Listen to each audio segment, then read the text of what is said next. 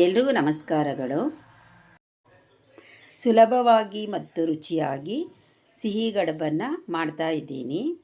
ಇದನ್ನು ಮಾಡೋದಕ್ಕೆ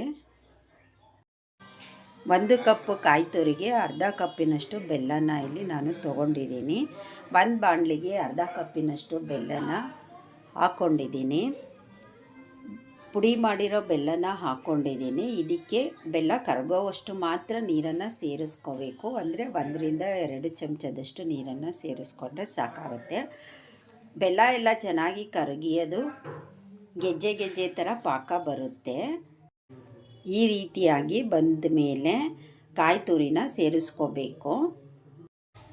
1 ಕಪ್ಪು ಕಾಯಿ ತುರಿನ ನಾನಿಲ್ಲಿ ಸೇರಿಸ್ತಾ ಇದ್ದೀನಿ. ಇದನ್ನು ಹಾಕ್ಕೊಂಡು ಚೆನ್ನಾಗಿ ಮಿಕ್ಸ್ ಮಾಡ್ಕೋಬೇಕು. ಸರಿಯಾದ ಅಳತೆ ಅಂದರೆ 1 ಕಪ್ಪು ಕಾಯಿ ತುರಿಗೆ ಅರ್ಧ ಕಪ್ಪಿನಷ್ಟು ಬೆಲ್ಲ. ಇದು ಸರಿಯಾದ ಅಳತೆ ಮತ್ತು ಸ್ವೀಟು ಕರೆಕ್ಟಾಗಿ ಬರುತ್ತೆ. ಇದೆಲ್ಲನೂ ಚೆನ್ನಾಗಿ ಮಿಕ್ಸ್ ಮಾಡ್ಕೋಬೇಕು. ಬೆಲ್ಲ ಮತ್ತು ಕಾಯಿ ತುರಿ ಚೆನ್ನಾಗಿ ಎರಡು ಹೊಂದ್ಕೊಂಡ್ಮೇಲೆ ಪುಡಿ ಮಾಡಿ ಇಟ್ಕೊಂಡಿರೋ 2 ಏಲಕ್ಕಿ ಕಾಯಿನ ನಾನು ಇಲ್ಲಿ ಸೇರಿಸ್ತಾ ಇದ್ದೀನಿ. ಇದಾದಮೇಲೆ ಉಂಡೆ ಕಟ್ಟೋ ಅದಕ್ಕೆ ಬರೋವರೆಗೂ ಇದನ್ನು ಒಲೆ ಮೇಲೆ ಕೈ ಆಡಿಸ್ತಾನೆ ಇರಬೇಕು. ಸ್ವಲ್ಪ ಅಂಟಂಟು ಥರ ಬಂದರೆ ಇದು ಆಗಿದೆ ಅಂತ ಅರ್ಥ. ಇದಾದಮೇಲೆ ನೀರನ್ನು ಚೆನ್ನಾಗಿ ಕುದಿಯೋಕ್ಕೆ ಇಡಬೇಕು. ಇಟ್ಟ ನಂತರ 1 ಕಪ್ಪಿನಷ್ಟು ಅಕ್ಕಿ ಹಿಟ್ಟನ್ನು ಇಲ್ಲಿ ನಾನು ತೊಗೊಂಡಿದ್ದೀನಿ.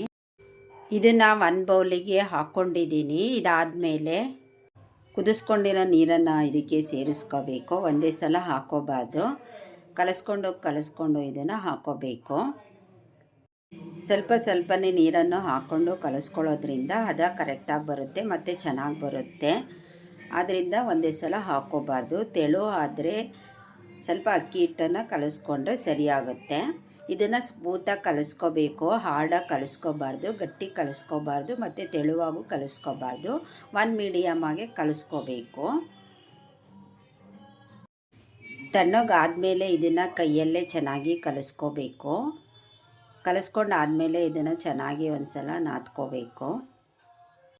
ನಾನಿಲ್ಲಿ ರೆಡಿಮೇಡ್ ಅಕ್ಕಿ ಹಿಟ್ಟನ್ನು ತೊಗೊಂಡಿದ್ದೀನಿ. ಅದರಲ್ಲಿ ಚೆನ್ನಾಗಿ ಬರುತ್ತೆ. ಈಗ ಇದಾಗಿದೆ, ಇಷ್ಟು ಬಂದರೆ ಸಾಕು. ಕಲಿಸ್ಕೊಂಡಾದಮೇಲೆ ಇದನ್ನು ಮುಟ್ಟಿದ್ರೆ ಅದು ಸಾಫ್ಟಾಗಿರಬೇಕು, ಅದು ಗಟ್ಟಿಯಾಗಿರಬಾರ್ದು. ಇಲ್ಲ ಅಂದರೆ ಒಡ್ಕೊಂಬಿಡುತ್ತೆ. ಈಗ ಇದು ಕರೆಕ್ಟಾಗಿದೆ. ಇದನ್ನು ನಮ್ಗೆ ಎಷ್ಟು ಬೇಕಷ್ಟು ಉಂಡೆನ ಮಾಡ್ಕೋಬೇಕು. ಇಷ್ಟು ಮಾಡಿಕೊಂಡ್ರೆ ಸಾಕು. ಇದಾದಮೇಲೆ ಒಂದು ಪ್ಲಾಸ್ಟಿಕ್ ಹಾಳೆನ ತೊಗೋಬೇಕು. ಅದಕ್ಕೆ ಪೂರ್ತಿ ಎಣ್ಣೆನ ಹಚ್ಕೊಂಡಾದಮೇಲೆ ಎಲ್ಲ ಕಡೆಗೂ ಪೂರ್ತಿ ಎಣ್ಣೆನ ಹಚ್ಕೋಬೇಕು. ಹಚ್ಕೊಂಡಾದಮೇಲೆ ಉಂಡೆನ ತೊಗೊಂಡು ಕೈಯಲ್ಲಿ ರೌಂಡ್ ಮಾಡಿ ಅದನ್ನು ಪ್ರೆಸ್ ಮಾಡಿ ಈ ರೀತಿಯಾಗಿ ಪ್ರೆಸ್ ಮಾಡ್ಕೋಬೇಕು. ಇದನ್ನು ಪ್ಲಾಸ್ಟಿಕ್ ಹಾಳೆ ಮೇಲೆ ಮುಚ್ಚಿ ಅದ್ರ ಮೇಲೆ ಈ ರೀತಿಯಾಗಿ ಮುಚ್ಚಿ ನಂತರ ತಟ್ಟೆಯಿಂದ ಈ ರೀತಿ ಪ್ರೆಸ್ ಮಾಡ್ಕೋಬೇಕು. ನಮಗೆ ಎಷ್ಟು ರೌಂಡ್ ಬೇಕು ಮತ್ತು ದಪ್ಪ ಬೇಕೋ ನೋಡಿಕೊಂಡು ಮಾಡ್ಕೋಬೇಕು. ಇಷ್ಟು ಮಾಡಿಕೊಂಡ್ರೆ ಸಾಕಾಗುತ್ತೆ. ಜಾಸ್ತಿ ತೆಳುನೂ ಮಾಡ್ಕೋಬಾರ್ದು, ದಪ್ಪನೂ ಮಾಡ್ಕೋಬಾರ್ದು. ಒಂದು ಮೀಡಿಯಮ್ ಅದಕ್ಕೆ ಇದನ್ನು ಪ್ರೆಸ್ ಮಾಡ್ಕೋಬೇಕು. ನಾವು ಉಂಡೆ ಮಾಡಿ ಇಟ್ಕೊಂಡಿರ್ತೀವಲ್ಲ, ಇದನ್ನು ಈಗ ಇಟ್ಕೊಂಡು ಅದನ್ನು ಮಧ್ಯಕ್ಕೆ ಇಟ್ಕೊಂಡು ಈ ರೀತಿಯಾಗಿ ಅದನ್ನು ಫೋಲ್ಡ್ ಮಾಡಿ ಸುತ್ತಲೂ ಅದನ್ನು ಫೋಲ್ಡ್ ಮಾಡಬೇಕು, ಪ್ರೆಸ್ ಮಾಡಬೇಕು. ನಂತರ ಅದ್ರ ಮೇಲೆ ಫೋಲ್ಡ್ ಮಾಡ್ಕೋಬೇಕು. ಪ್ರೆಸ್ ಮಾಡಿದ್ಮೇಲೆ ನಂತರ ಅದನ್ನು ಫೋಲ್ಡ್ ಮಾಡ್ಕೋಬೇಕು. ಅದು ಬಿಟ್ಕೊಳ್ಳಲ್ಲ, ನೀಟಾಗಿ ಕೂತ್ಕೊಳ್ಳುತ್ತೆ. ಈ ರೀತಿಯಾಗಿ ಎಲ್ಲನೂ ಮಾಡಿ ಇಟ್ಕೋಬೇಕು. ಈ ರೀತಿಯಾಗಿ ಎಲ್ಲ ಕಡುಬನ್ನು ತಯಾರಿ ಮಾಡಿ ಇಟ್ಕೊಬೇಕು. ಬೇಯಿಸೋದಕ್ಕಿಂತ ಮುಂಚೆ ಈ ರೀತಿಯಾಗಿ ಮಾಡಿ ಇಟ್ಕೋಬೇಕು.